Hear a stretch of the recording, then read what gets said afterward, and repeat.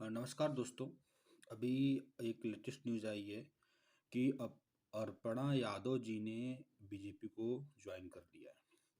तो इसका क्या मायने है कि उन्होंने क्यों बीजेपी को ज्वाइन किया और उसका क्या असर पड़ेगा इस आने वाले चुनाव में।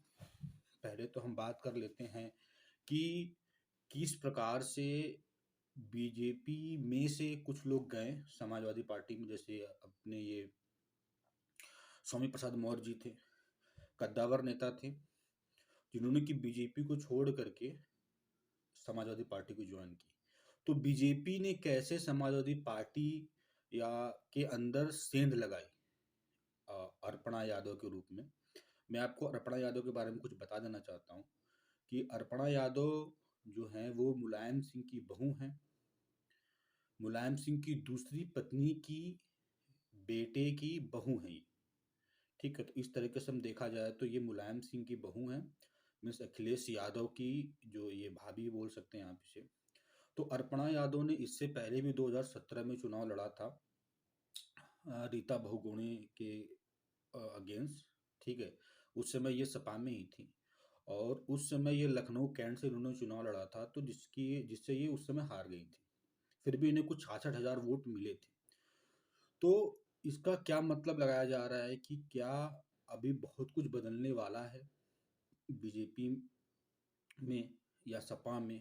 ठीक है, और इनका अर्पणा यादव का बीजेपी में शामिल होने का क्या मतलब है।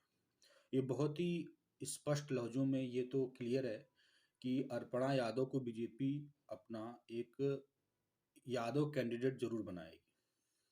ठीक है, क्योंकि देखिए अगर हम यूपी की राजनीति में देखें तो यहाँ पर जात धर्म ये ये दो मेन होते हैं। उसके बाद फिर आपका कहीं काम आता है। पहला आपकी जाति आती है कि आप किस कास्ट से बिलोंग करते हैं।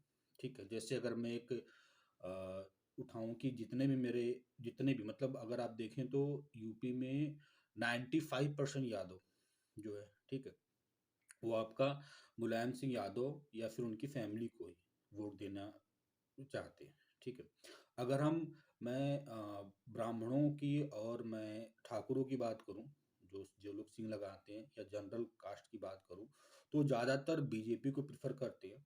और ये आपने ये ट्रेंड देखा होगा पिछले कुछ सालों से कि जो कांग्रेस के सपोर्ट में जो ये लोग थे, जो ये जनरल कास्ट जो कांग्रेस के सपोर्ट में पहले कुछ साल से थी, अब ये वहां से चेंज होकर के यही कन्वर्टेड होकर के आपके बीजेपी में आ गए।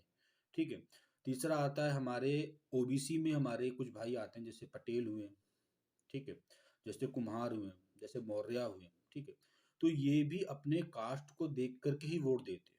तो यहाँ पर ये बहुत बड़ी बात होती है कि अर्पणा यादव का सपा में आना कहीं न कहीं ये चीज़ जरूर दर्शाएगी, कहीं न कहीं ये मैसेज जरूर जाएगा आम जनता में। ठीक है, कि किस रीजन से उन्हें मतलब वहां से वो निकल के आई हैं। ठीक है, जो नहीं होता घर का बेदी लंका ढाए। ठीक, तो कुछ अर्पणा यादव हो सकता है कुछ ऐसा काम करें सपा के लिए।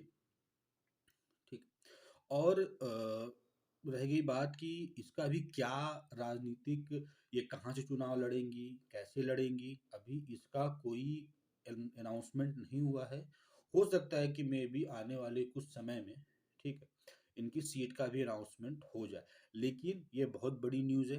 ठीक है, आपके घर के आपके पार्टी का कोई ना कोई सदस्य अगर वहां से निकल करके कहीं जाता है तो इसका इम्पैक्ट जरूर पड़ता है। जैसे कि स्वामी प्रसाद मौर्य का इम्पैक्ट, एक अच्छा उनका इम्पैक्ट था हमारे मौर्य समाज पे, लेकिन बीजेपी के पास अभी केशव प्रसाद मौर्य हैं। ठीक है, तो इम्पैक्ट जरूर पड़ेगा, लेकिन हो सकता है थोड़ा कम पड़े। लेकिन आपके घर में से ही अगर कोई आपकी पार्टी चेंज करके जाता है, ठीक है, तो उसका इम्पैक्ट जनता पे ज्यादा पड़ता है। तो ये देखने वाली बात है कि आने वाले समय में क्या होगा।